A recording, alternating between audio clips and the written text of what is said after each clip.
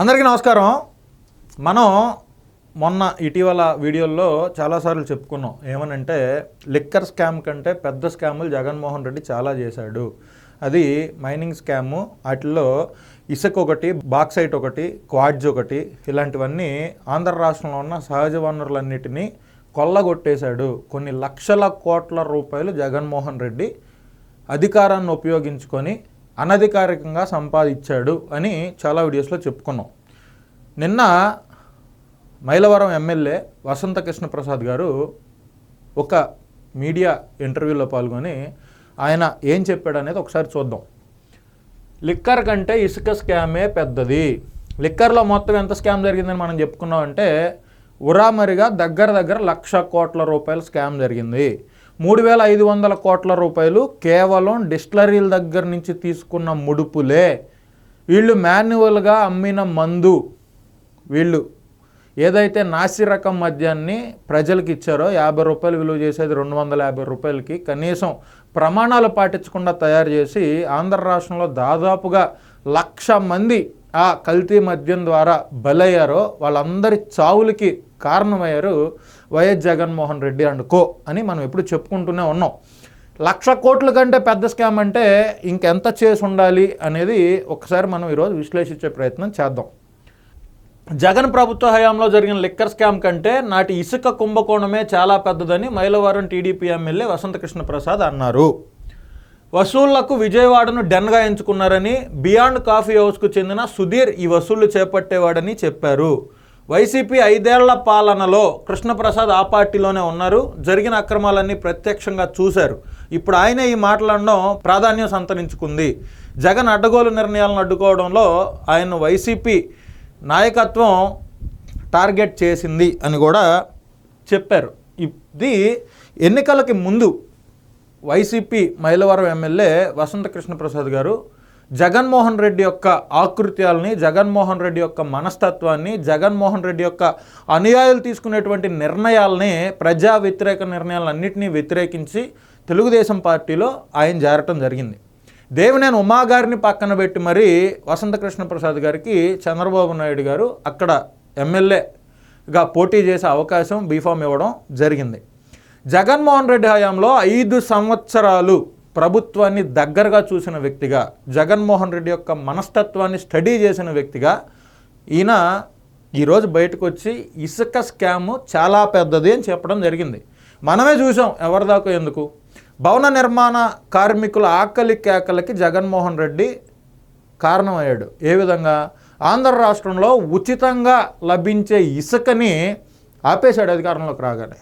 దాదాపు 1.5 సంవత్సరాల పాటు కొత్త విధానాన్ని తీసుకొస్తామని చెప్పి పేదల మధ్యతరగతి ప్రజలందరి నోట్లో మట్టి కొట్టాడు. ఏ విధంగా?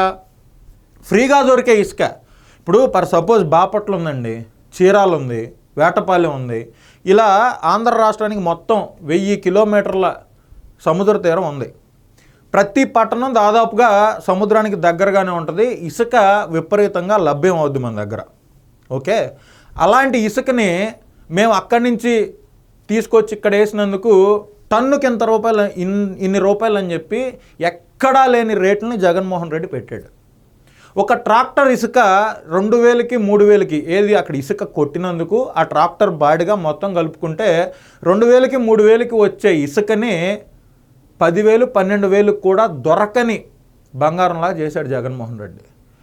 ఇది జగన్మోహన్ రెడ్డి యొక్క మనుషుల చేతే ఈ వ్యాపారం చేపించాడు. ఈయన చెప్పినట్లే బియాండ్ కాఫీ హౌస్కు చెందిన సుధీర్ ఈ వసూళ్లు చేపట్టేవాడని చెప్పారు. విజయవాడని డెన్గా ఎంచుకున్నారు అని చెప్పాడు. ఇప్పుడు మనం లిక్కర్ స్కామ్లో డెన్ ఏంటి? హైదరాబాద్. ఆ డిస్టిలరీలకు సంబంధించి ప్రతి ఒక్క మీటింగు హైదరాబాద్లోనే జరిగింది. ఈ హైదరాబాద్లో ఎక్కడెక్కడ జరిగింది, ఏ హౌసెస్లో జరిగింది అనేది కూడా మనం ఈ మధ్య ఒక 7 స్థావరాలని సిట్ ఇన్వెస్టిగేషన్లో బయటకు తీసుకురావటం, అదేవిధంగా వాళ్ళు ఆ అడ్రస్లను కూడా ప్రజలందరికీ తెలియజేయడం జరిగింది. జగన్మోహన్ రెడ్డి నా ఉద్దేశం ప్రకారం లిక్కర్కి హైదరాబాద్ ఒకటే ఎంచుకోవాలా, లిక్కర్కి హైదరాబాద్తో సహా దుబాయ్ దాకా దీన్ని విస్తరించాడు. చెవిరెడ్డి భాస్కర్ రెడ్డి గారు, మిథున్ రెడ్డి గారు, కసిరెడ్డి రాజశేఖర్ రెడ్డి గారు, ఇలా చాలామంది దాంట్లో ఉన్నారు. ఈ ఇసుకతో సహా ఈ ఇసుక కూడా ఒక్క విజయవాడలోనే జరగలేదు అనేది నా యొక్క వాదన. మీరు వసంతకృష్ణ ప్రసాద్ గారు ఆ మైలవరం ఎమ్మెల్యే కాబట్టి, ఆయనగా విజయవాడ పరిసర ప్రాంతాల్లో ఉంటాడు కాబట్టి ఆ పరిసర ప్రాంతాల్లో ఆ వ్యక్తి చేత వసూలు చేపించి ఉండొచ్చు ఇసుకకి సంబంధించి. మరి ఆంధ్ర రాష్ట్రంలో ఉన్న ఉమ్మడి 13 జిల్లాలకి సంబంధించి ఎంతమంది వసూలు చేశారు, ఎన్ని వేల కోట్ల రూపాయలు ఎవరెవరు వసూలు చేశారు, ఈ డబ్బులన్నీ ఎక్కడ పెట్టారు అనేది రేపో మాపో ఖచ్చితంగా తెలుస్తుంది. ఈ లిక్కర్ స్కామ్ అనేది ఒకసారి ఈ అంశం పూర్తయితే తర్వాత ఈ లిక్కర్ స్కామ్లో మాన్యువల్గా మద్యం అమ్మి ఎన్ని వేల కోట్ల రూపాయల డబ్బులు వీళ్ళు అక్రమంగా సంపాదించారనేది బయటకు వస్తే దీనికి ఆల్టర్నేషన్గా దీని తర్వాత ఖచ్చితంగా ఇసుక మీద, గనుల కుంభకోణం మీద జగన్మోహన్ రెడ్డి ఎంత సంపాదించాడు అనేది దాని మీద కూడా ఒక సిట్ ఏర్పాటు చేయడం లాంటివి జరిగితే బాగుంటుంది అనేది నా ఉద్దేశం. ఎందుకంటే జగన్మోహన్ రెడ్డి అంత క్రూరంగా ప్రవర్తించి ప్రశ్నించే వాళ్ళందరి మీద కేసులు పెట్టి తెలుగుదేశం జనసేన పార్టీ నాయకుల్ని, కార్యకర్తల్ని తీవ్రంగా ఇబ్బంది పెట్టి 5 సంవత్సరాల పాటు రాష్ట్రంలో గోండాయిజాన్ని, రౌడీయిజాన్ని ప్రోత్సహించి గంజాయికి బానిసలుగా యువతని చేసి అక్రమ మద్యాన్ని నమ్మి, పిచ్చి మందు అమ్మి ప్రజల ప్రాణాలకి చేటు తీసుకొచ్చి, అదేవిధంగా రాష్ట్రంలో ఒక కంపెనీ తీసుకురాకుండా, ఒక అభివృద్ధి చేయకుండా కేవలం అక్రమ సంపాదనే ధ్యేయంగా జగన్మోహన్ రెడ్డి పనిచేశాడు. అయినా ఇవన్నీ తెలుసుకోలేని అజ్ఞానులు 40% మంది జగన్మోహన్ రెడ్డికి మళ్ళీ ఓటేశారు.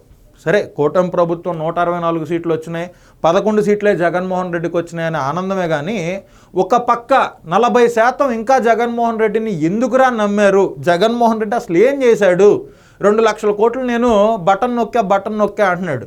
ఆంధ్ర రాష్ట్రాన్ని 10 లక్షల కోట్ల రూపాయల అప్పులు తీసుగా జగన్మోహన్ రెడ్డి తీసుకెళ్ళాడు. ఈ అప్పులన్నీ ఏమేం పెట్టి తెచ్చాడు అంటే ఆఖరికి మద్యం తాగేటువంటి తాగుబోతులను కూడా తాకట్టు పెట్టేసి ఆయన అప్పు తెచ్చాడు. చాలా చోట్ల ప్రభుత్వ భవనాలని, సెక్రటేరియట్ని కూడా తాకట్టు పెట్టాడనే వార్తలు కూడా వచ్చినాయి. అది జగన్మోహన్ రెడ్డి ప్రభుత్వం. మరి 40% ఓట్లు వేశారు. ఈ 40% మందిలో కనీసం 10% అన్నా మారాలి. 5 సంవత్సరాల్లో జగన్మోహన్ రెడ్డి చేసిన ఆకృత్యాలని, అన్యాయాలని, ఆయన అక్రమంగా సంపాదించిన విధానాలన్నింటినీ ప్రజాక్షేత్రంలో బయట పెట్టాలి అనేది నా యొక్క కోరిక.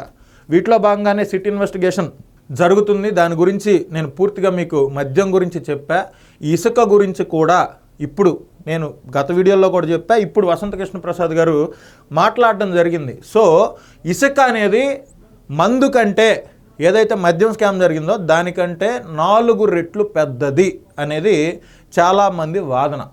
4 రెట్లు పెద్దదంటే మనం చెప్పుకున్నట్లుగా కేవలం మద్యం కుంభకోణంలోనే 90,000 కోట్ల రూపాయలు సంపాదిస్తే ఇసుకతోటి దాదాపుగా 3,50,000 కోట్ల రూపాయలు వీళ్ళు సంపాదించారు. ఇసుకను ఎక్కడుంటే అక్కడ కొల్లగొట్టారు. జేపీ వెంచర్స్ అనే పేరుతోటి అనధికారికంగా కాంట్రాక్ట్ ఇచ్చేసి వాళ్ళు అసలు ఏ విధంగా ఈ ఇసుకను తరలిచ్చారు, ఎక్కడి నుంచి ఇసుక తీశారు, ఇసుక తీర్తానికి ఎంత ఖర్చు అయింది, ఈ ఇసుకని ఎవరెవరికి పంపించారు, వాళ్ళందరూ గవర్నమెంట్కి డబ్బులు కట్టారు, ఈ డబ్బుల లెక్కలన్నీ ఎగ్జాక్ట్గా ఉన్నాయా లేదా అనేది కూడా, వీటిలో మాన్యువల్గా ఎంత చేశారనేది కూడా మనం చూడాల్సిన అవసరం ఉంది. రేపు మాపు ఈ విచారణ ముందుకెళ్తే జగన్మోహన్ రెడ్డి ఇసుకలో ఎంత సంపాదించాడు అనేది కూడా అనధికారికంగా మీ అందరికీ అర్థమవుతుంది. ఇసుక అనేది మద్యం కంటే చాలా రెట్లు పెద్ద స్కామ్ అనే ఒక్క విషయాన్ని తెలియజేయటం కోసం జగన్మోహన్ రెడ్డి చేసిన ఆంధ్ర రాష్ట్రంలో మానవ వనరుల్ని, సహజ వనరుల్ని దోచుకున్న విధానం ఆంధ్ర రాష్ట్ర ప్రజలందరూ తప్పనిసరిగా చూసి మైండ్లో పెట్టుకోవాలని మనస్ఫూర్తిగా తెలియజేయడం కోసం ఈ వీడియో చేశా. అందరికీ నమస్కారం.